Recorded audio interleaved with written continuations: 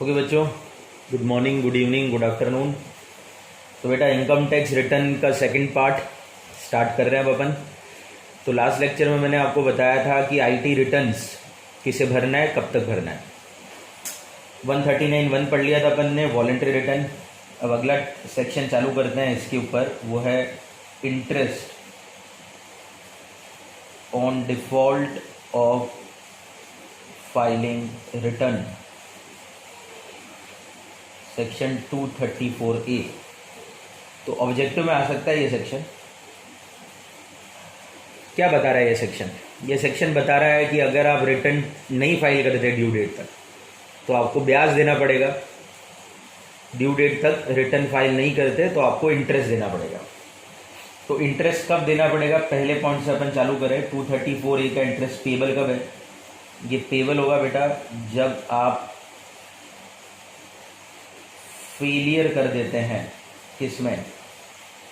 File return on or before due date. Due date जो कहाँ पे दी गई थी? 139(1). तो अगर आप फेलियर करेंगे तो फिर आपको ये इंटरेस्ट पे करना पड़ेगा। अब ये तो क्लियर हो गया इंटरेस्ट क्यों दे रहा है 234A का। अगला प्रश्न ये रहता है कि इंटरेस्ट कैसे कैलकुलेट करना है।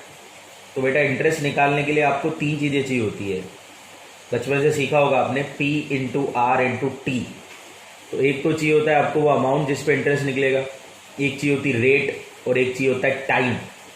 तो मैं सबसे पहले रेट बता देता हूँ। इंटरेस्ट निकालने के लिए जो रेट आपको यूज़ करनी है वो है 1% पर मंथ और पार्ट ऑफ मंथ। यहाँ पे आप देखेंगे कि जो रेट ऑफ इंटरेस्ट मैंने दी है वो पर एनम नहीं है, पर मंथ है। तो आपको क्या करना है? टाइम कैलकुलेट करना है। से फॉर एन एग्जाम्पल टाइम आ गया 3.5 महीने का। अब टाइम कैसे निकलेगा बता दूंगा मैं अभी आपको। तो मान लीजिए आपको 3.5 महीने का ब्याज देना है, तो आपको 3.5 महीने का ब्याज मतलब हो गया 1% 1 महीने का देना है। तो 3.5 महीने में आपको देना पड़ेगा 4%, क्योंकि 3 महीने का 3% हो गया और आधे महीने का भी 1% हो गया, यानी कि 3 महीने यानी पार्ट ऑफ द मंथ का भी 1% देना पड़ेगा। तो आपको अब ये नहीं करना कि 1/12 ऐसे पागलमंदी मत करना। जितना भी ब्याज निकालना है आपको सीधे महीनों को 1% से मल्टीप्लाई करना है। तो 1/100 कर देना, 12 से डिवाइड नहीं करना, क्योंकि rate of interest he per month दिए मैं, ध्यान रखना। अगला पॉइंट आता है टाइम। कितने टाइम का ब्याज देना है? तो बेटा देखो, टाइम स्टार्ट कब से होगा पहले ये सुन लो। टाइम स्टार्ट होगा next day of due date. Due date के अगले दिन से तो टाइम स्टार्ट करना है आपको। यानी कि जैसे आपके आईटीआर भरने की ड्यू डेट है 30 सितंबर, तो आपका 30 सितंबर तक आईटीआर भर दिया तब तो ये सेक्शन लगेगा ही नहीं। आपने नहीं भरा तो ब्याज 1 अक्टूबर अगले दिन से चालू हो जाएगा। 1 अक्टूबर से टाइम चालू करना है आपको, मतलब अगले दिन से। और एंड कब करना है इसके लिए 2 पॉइंट ऑफ व्यू लगा रहा हूँ मैं। एंड करने के 2 ऑप्शन दे रहा हूँ मैं आपको। बाय चांस पहला ऑप्शन आता है, आप ड्यू डेट तक तो नहीं भरते पर बाद में भर देते हैं, लेट सवेर भर देते हैं। तो ऐसी परिस्थिति में जब आप लेट सवेर भर देंगे तो आपको ये टाइम ऐड करना है डेट ऑफ फाइलिंग आईटीआर। मतलब जैसे 30 सितंबर तक भरना था, आपने 30 सितंबर को नहीं 30 नवंबर को भर दिया, तो 1 अक्टूबर से 30 नवंबर का इंटरेस्ट देना है। दैट इज 2 महीने हो गए, तो 2 महीने का ब्याज लगेगा। ठीक है।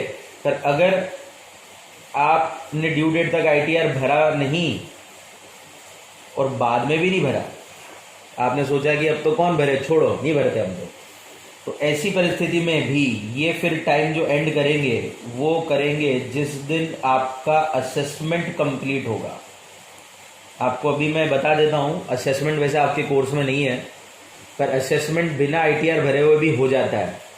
यानी कि डिपार्टमेंट वाले अगर आप आईटीआर नहीं भी भर रहे तो भी आपका असेसमेंट कर सकते हैं। इस प्रकार के असेसमेंट को बेस्ट जजमेंट असेसमेंट कहते हैं। तो इसीलिए जिस दिन फिर असेसमेंट कंप्लीट होगा उस दिन तक का ब्याज देना है। तो ब्याज कब से कब तक का देना है?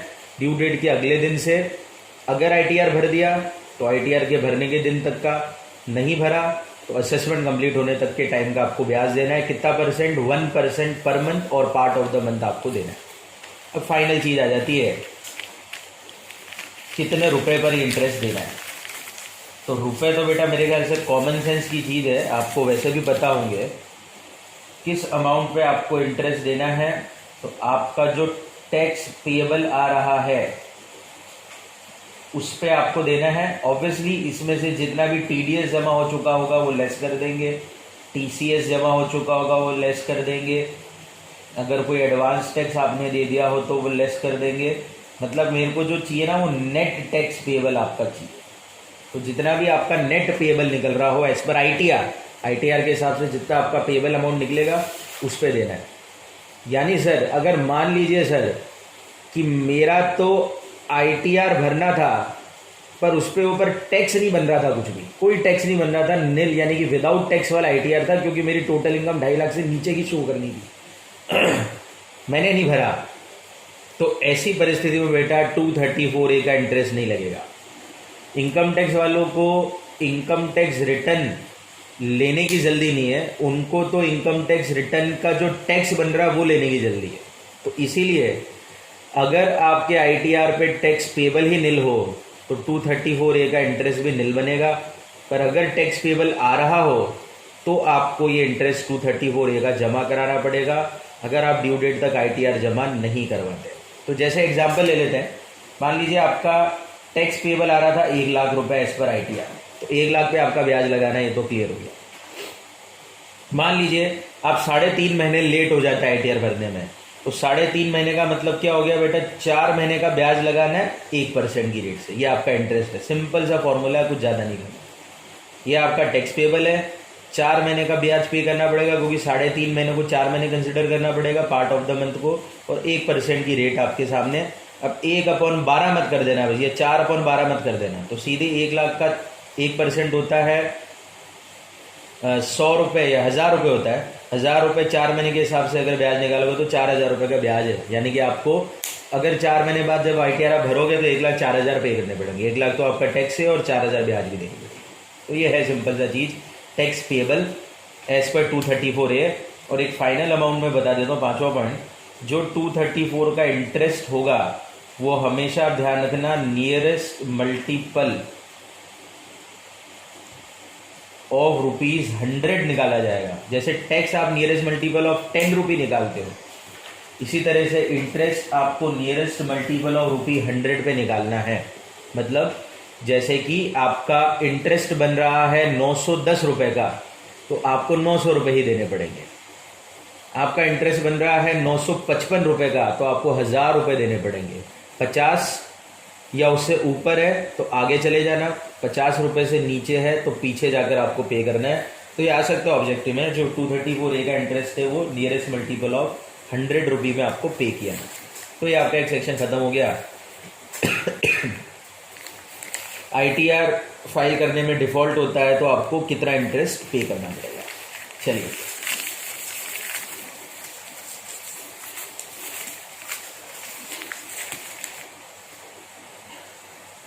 इसके बाद बेटा अगला सेक्शन आता है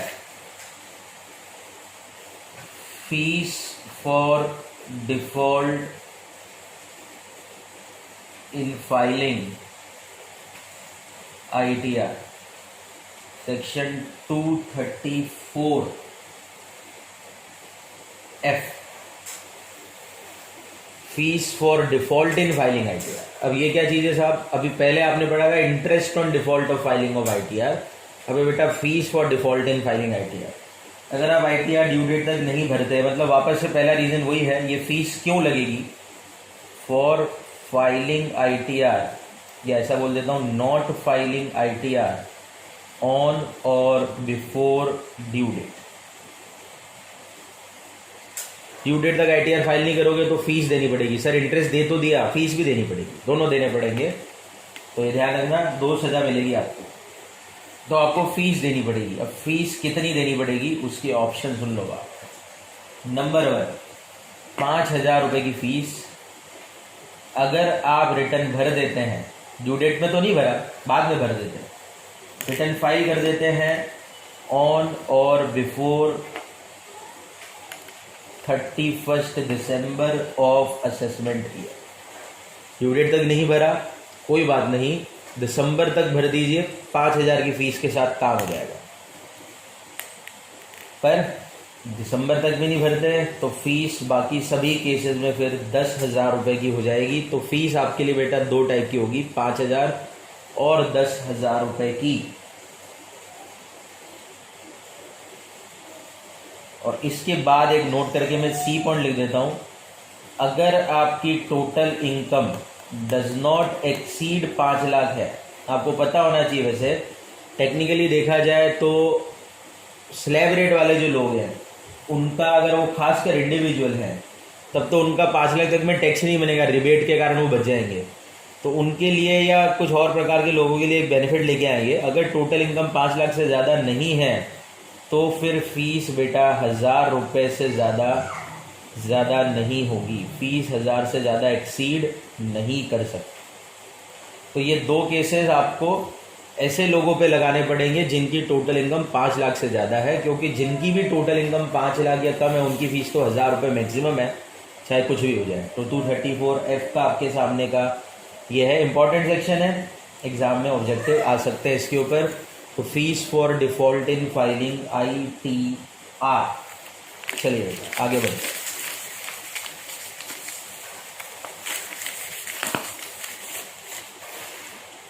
चलिए बेटा, तो अगला सेक्शन आता है 139(3), जिसको हम कहते हैं लॉस रिटर्न, जो मैं आपको ऑलरेडी पहले भी बता चुका हूँ। याद करो वो लेक्चर जब मैंने कहा था कि आपको अगर कुछ लॉसेस कैरी करने हैं तो आपके लिए ज़रूरी होगा कि आप अपने ITR जरूर भर दीजिए, ठीक है। तो वही सेक्शन की मैं वापस से याद तरोताज़ा करा रहा हूँ। तो लॉस रिटर्न का मतलब है, सर 139(1) में आपने कहा था कि मुझे ABCD केसेस में अगर मैं फंसूंगा तो ITR भरने हैं। अब सर मान लीजिए कि मैं ABCD केसेस में नहीं आता तो मेरे को 139(1) में ITR नहीं भरना। पर सर मान लीजिए कि मेरी टोटल यानी मैं ABCD केसेस में नहीं आता पर मेरा कुछ लॉस है, वो लॉस मुझे कैरी करना है। तो मैं इनकम तो कमाया नहीं उस साल, मैं लॉस खाया, पर लॉस कैरी करके सेट ऑफ करना है, तो भी बेटा अब आपको रिटर्न भरना पड़ेगा। 139(1) भले आप पे नहीं लग रहा हो, पर 139(3) आकर आपको परेशान करेगा। तो वो कहता है, पहला पॉइंट से ध्यान से सुनो, if a person sustained A loss in PY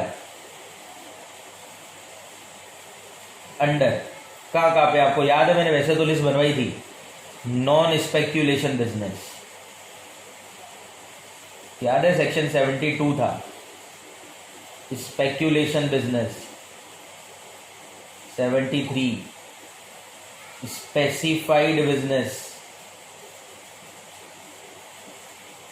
73A, capital gain का लॉस 74, और owning and maintaining horse races वाले लॉस 74A।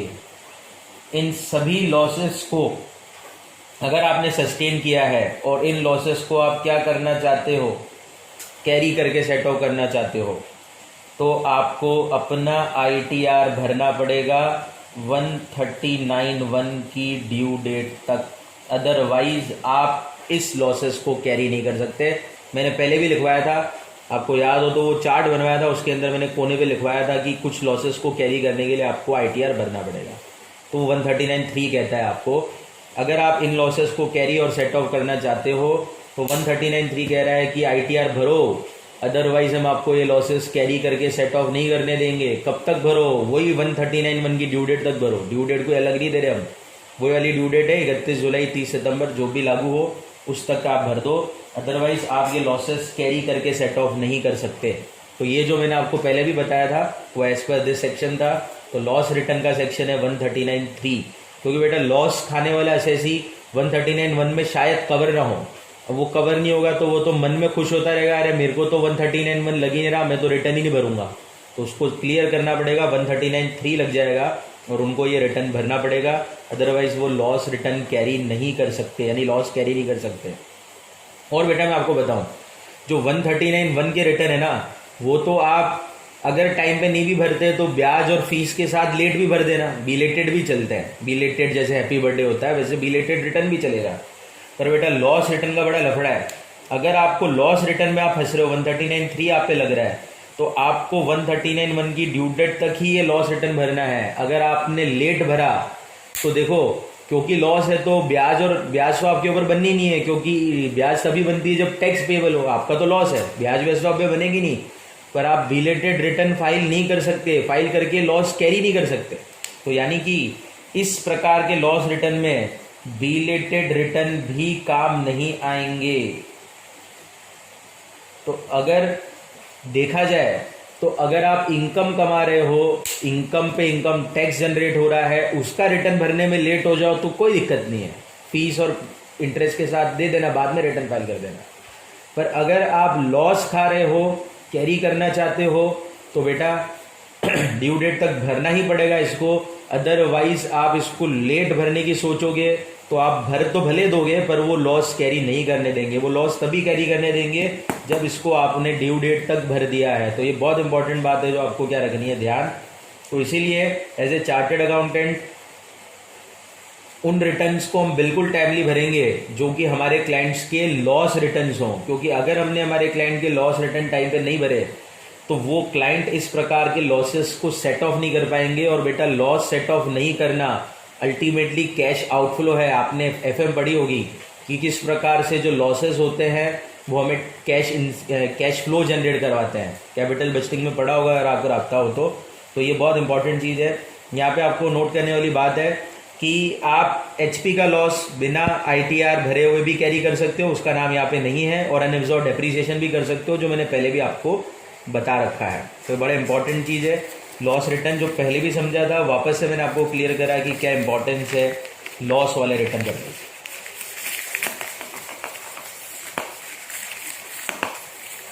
चलिए बेटा, तो 139(3) का समापन होता है। अब आता है एक और सेक्शन 139(4 जिसका नाम है बिलेटेड रिटर्न।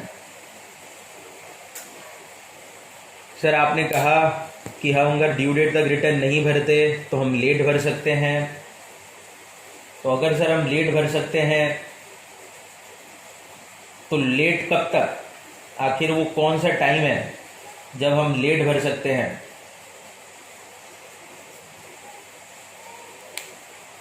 तो बिलेटेड रिटर्न बेटा क्या होते हैं, पहली चीज रिटर्न फाइल्ड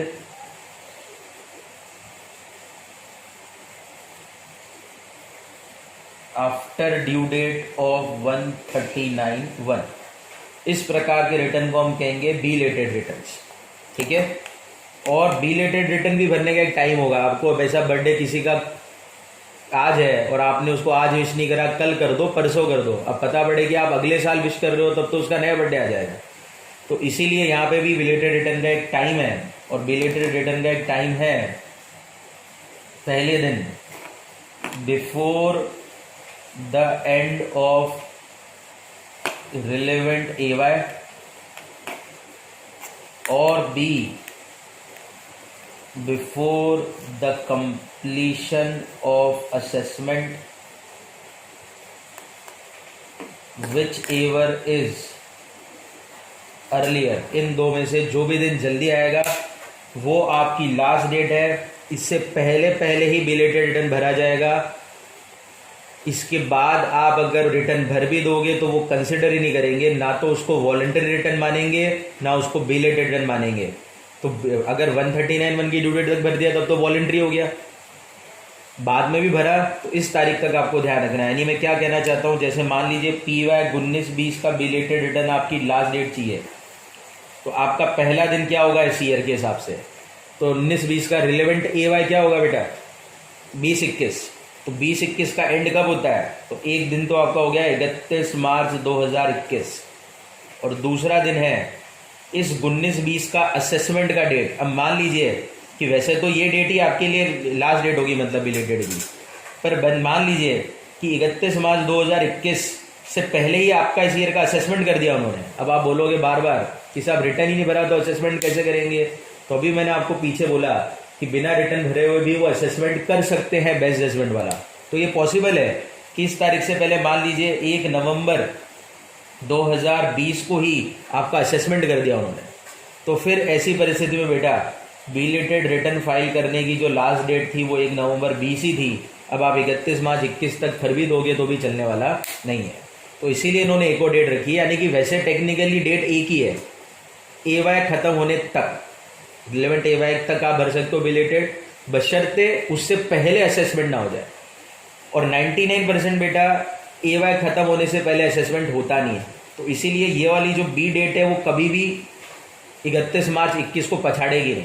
पर अगर ऐसा हो जाए तो आपको इसलिए दूसरी डेट भी ध्यान रखनी है, यानी कि आप ऐसा याद रख लो कि बिलेटेड रिटर्न हम भर सकते हैं AY एंड होने तक, बशर्ते उससे पहले असेसमेंट ना हो जाए। तो ऐसे आप इसको याद रख लो, क्योंकि दूसरी डेट कभी भी जल्दी नहीं आती है वैसे, तो ज़्यादातर ये डेट काम आएगी। यानी कि आपका बिलेटेड रिटर्न फाइल करने का लास्ट डेट होगा AY खत्म होने तक आप बिलेटेड रिटर्न भर सकते हो। ठीक है, तो ये आपके सामने का हिसाब किताब है 139(4). चलो बेटा, तो इसको ओवर करते हैं, इस लेक्चर को यहीं पे ओवर करते हैं। तो आज हमने सीख लिया 234A, 234F, 139(3), 139(4 और एक हमने पहले सीखा था 139(1). तो ये सारे सेक्शंस हमारे कंप्लीट हैं, तो आपको इसको कंप्लीट कर लेना है। Thank you very much.